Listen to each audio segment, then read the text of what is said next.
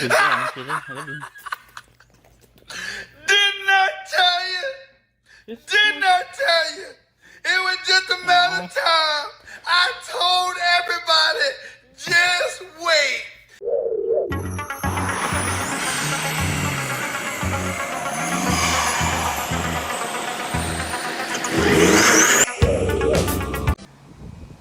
All right, so we're back at it again.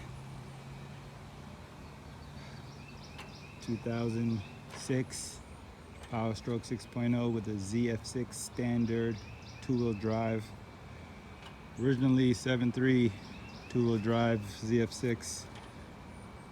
Been watching this channel, you know that it's now a 2006 Common Rail. And you've known, if you've been watching the channel, that I've been thinking about swapping out a 6.0 cluster in here. Well, I went a little bit overboard and I took the entire electronics out of the 6.0. Took the entire electronics out of the 6.0. Everything, ABS module, airbag module, everything, all electronics has been swapped over. I mean, even the fan, or the horns I should say, I said fan. So the 6.0 ran good, well, semi-good. 6.0 ran good, but for some reason so I didn't want it. I don't know why. I drove it. Seems like it ran good to me. Makes too much noise though compared to the Cummins. Those injectors are, I guess that's the Powerstroke thing. They're just loud. All right, so let's get down to business. All right, so this is what it looks like afterwards.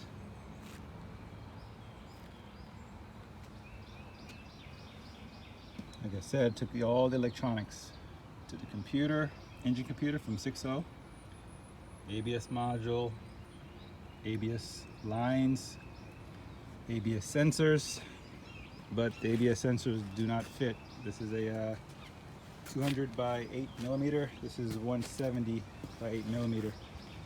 So I had to do a workaround for that. But anyway, back to what I'm saying. So we swapped out everything from the 6.0 to make this a cleaner looking project. Now, one of the main reasons why I wanted the 6.0 electronics was for the instrument cluster, so I can run a nice pretty boost gauge. So right now you see how it says nothing across the screen there. Normally that's supposed to be the miles, the odometer, but it's not going to work because I have the CAN bus rerouted. I'm gonna put in one of these, got a new unit that I'm working on. I'm gonna show you that in a second, what I've been doing.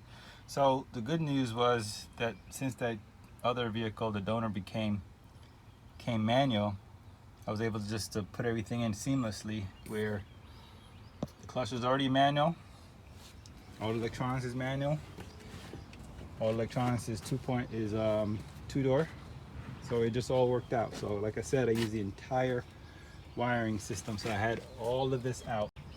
Even took the seats, I had the bench seat, and the seat's a little tore up, but that's no big deal. Just get a new cushion and get that rewrapped or whatever. That's not really gonna cost much. And now I get to move this seat up without having to get out and move the entire bench over. So that worked out. But, oh, and if you remember from my video, I used to have a big crack across the windshield. Well, I took out the windshield as well, and put it in mine. So no parts were spared, I should say. Everything that was usable was used. Some other stuff I just sold it to recoup some of the cost. I mean, I got a pretty good deal on it, especially since the engine does run. I'll show you a video in a second.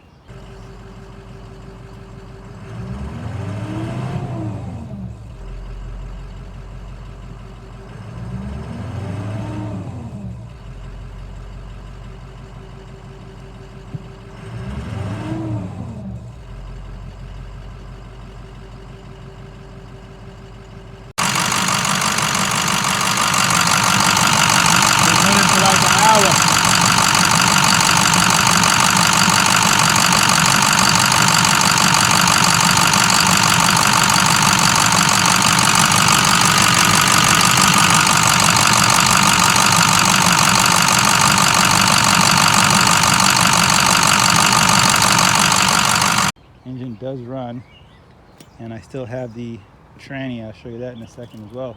If anybody's interested in the tranny, I'm supposed to have somebody supposed to come through. A couple hours. Says he's coming to pick up the engine.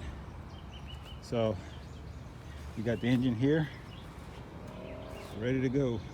Oh, how did I pull it out? Well, you see here, I have to tie a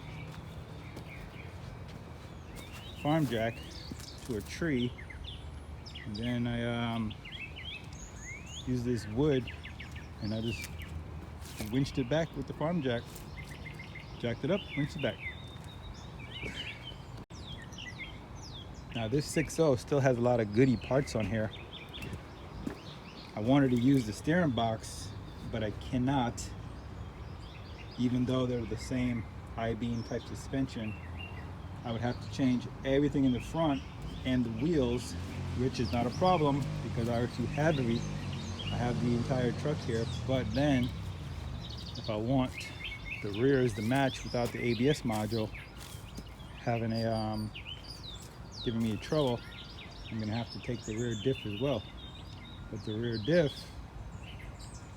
got bigger brakes, and which would be a good thing. But the problem is, to put it on here, I gotta take the entire axle out. And to take the entire axle out, I also have to change the drive shaft because the flange are different. Or maybe I would have to do some kind of surgery, I don't know, back here. But worst case scenario, you end up having to take the whole thing and get the 2-inch wider stance. So that's too much extra work. I don't feel like doing all that. So we're over here playing around with this setup, which still get the job done. Kept the 7.3's radiator. All I did was just connect the hose, put that on, put the coolant bottle on, had to drill some holes to get that in, and took the 7.3's coolant hose and just turn it. I just clocked it where it comes this way, and then I added the 6.0's hose with an adapter, connected it in, call it a day. So I gotta get a gotta clean up my I got a relay I put back there. You can see my red, blue, black, white wires, yellow. I gotta get me a loom. I got more, I haven't done it yet. All right, so one of the other things that I had to do, because the harness comes in a different manner, so I had to plasma cut that out and then re-weld re-welded in all the way around. Came out pretty good.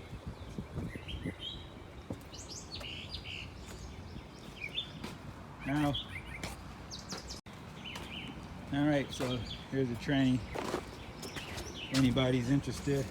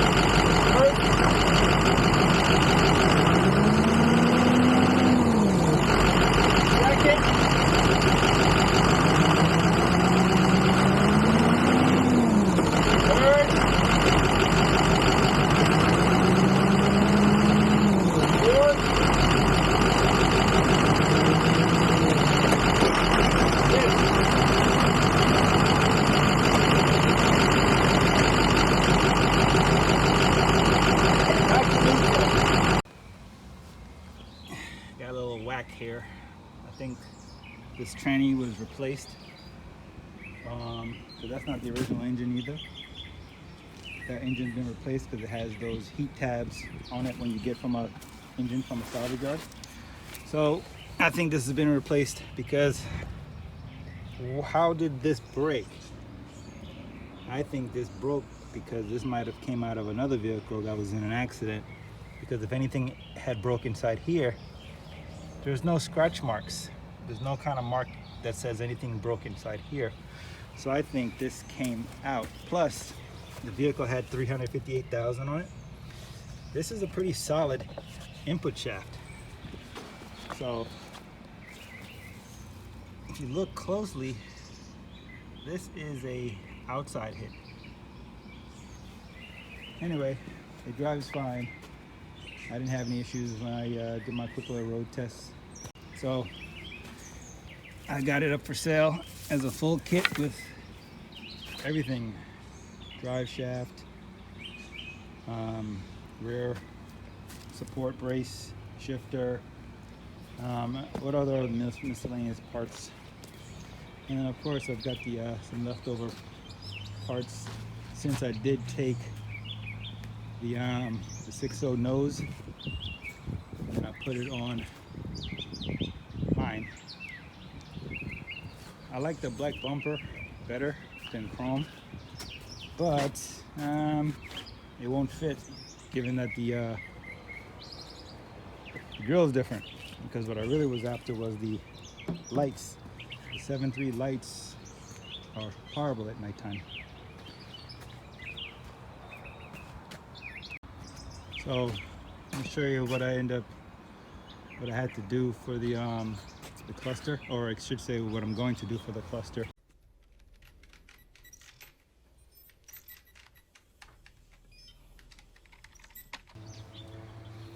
For the ABS, because I told you that the 6.0 ABS is not, ABS sensors, the front ones are not the same as the 7.3s, they're different.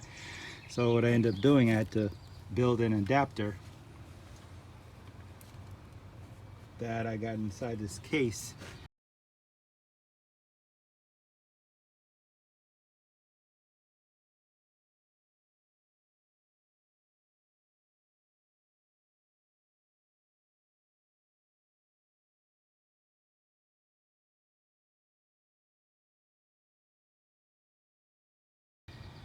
And to get that to work, I haven't tested it out yet, but it should work.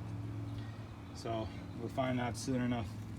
Now it does run currently as it is, but I haven't finalized the cluster, which I should have that settled in a couple of days. I've already tested the high idle, so my high idle is still fine, even with the new electronics. So, and then all the lights work. So everything is pretty much back in order. Now, I personally like this look because it's cleaner even though I used to like the batteries together, but I think it's a better fit. And I also like how I don't have to use the aftermarket steering fluid bottle. So I'm using the original 6-hose bottle. I think came out pretty good. All right, let me show you the cluster. Okay, as you know, went back to the lab, but not right away. I had to rewire the tail lights, make sure they all work first. So once I did all that, then I came and played with this. So as you see, the coolant temp sense, the coolant level is good. RPM, miles per hour is good. RPM is good. Boost is also working from the code, and the check engine light is off. Now let's test the check engine light as if we had a code. So if we had a code, it will be like this. So then when it goes off, it's like this. Yeah. Perhaps you want to turn on the cruise control.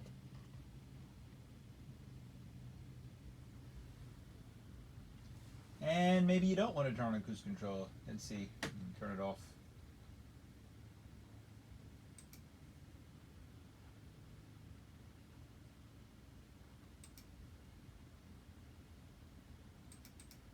I only got one hand here. Gotta bear with me. All right, so let's try my new setup without a tack helper.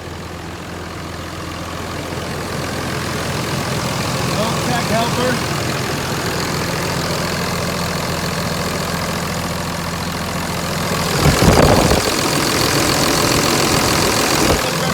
Always have your fuel pressure gauge. Okay. All right, so as you see, RPMs is working. I gotta do something about that boost gauge because it says 20. Right now it's only idle, so what's that, like 7 pounds of boost, 7 pounds of boost? So I need to do something about that, which no big deal. I put the check engine light on purpose because I wanted the Cummins computer to trigger the light.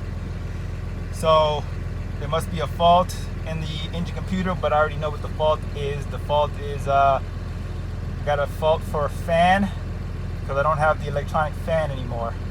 So that's there. And there's always a map sensor fault. I don't know why. I even replaced it, so I don't know why it sits there, but the boost and everything always works, so I don't know why that's always there. Okay, while we're at it, let's see the fault that the ECM has. So it's like I told you, I always have that map sensor fault, but the boost is working, so I don't know why that's there. And then the fuel level sensor, well, on this, the fuel level is standard analog. I can probably make a module that probably can convert that to CAN, but that's not a really priority. And then we have the coolant fan electronic circuit, which I have an idea to get that off, but that's not a priority either. It doesn't stop anything. And then of course the basic network, because it's looking for the what is that called? The skim module on the Rams. But anyway, we know the cluster is working, or the chip is working, because why? RPMs work. So let's hit the throttle, see what we get. This is the first time I'm actually testing this, by the way. I've never done it before.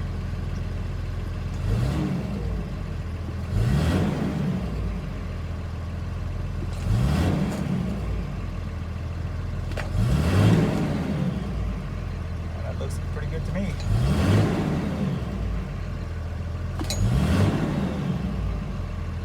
See if the boost gauge go up when I hit the throttle. It goes up a little bit.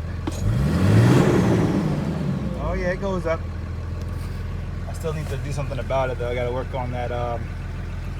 Gotta work on it. But this is pretty good so far. What I want to do with this cruise control. What I want to do with this cruise control is I want to get a custom setup here and get these in, because this is a Dodge.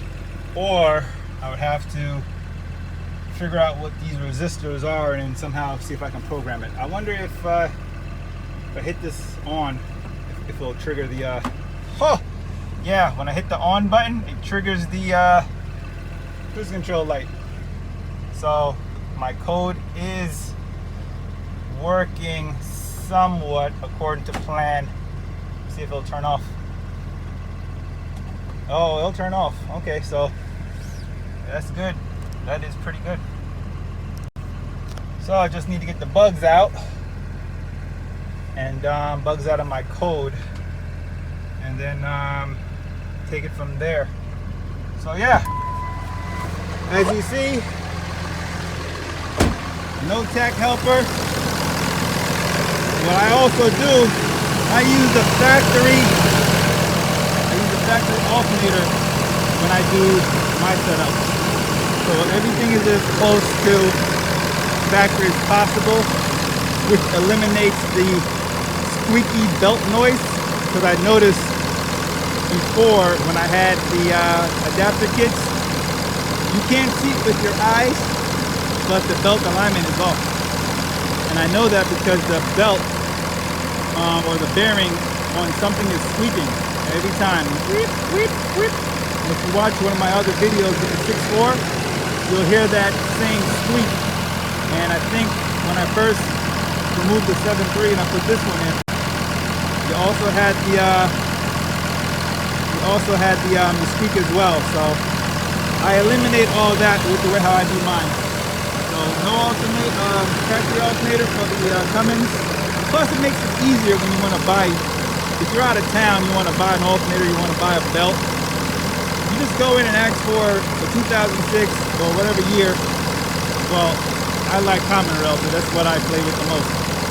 So you go in and ask for, you know, that year or whatever and get what you want instead of having to fumble around and trying to figure out what the hell you need. So there it is, folks. Questions or comments? Put them below.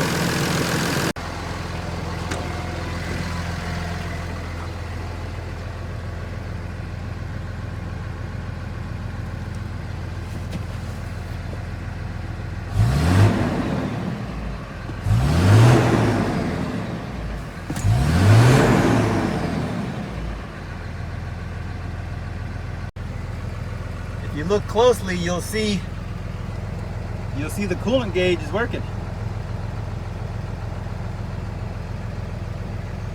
So all the gauge is working. I just need to scale. I need to scale my my boost gauge. I'm probably gonna have to scale the coolant temp sensor as well. But let's just see where it goes to once it fully warms up. All right, so we had it running for a while now. Oh, the benefits. I get a built-in trailer brake system and extra switches for whatever. Okay, so here we got the coolant temp sense. So that's not bad. That's like in the middle. And the Torque Pro says 176. So, and of course my alternator is charging like it's supposed to. Good numbers here. All right, so I just need to work on the scaling on the boost gauge. So far, everything works. Looks good. Oh, and the ABS light, this has been off for a while, for about a month now. So I need to probably roll the wheel, and it'll probably go right off as soon as the wheel roll, but we'll get around to that.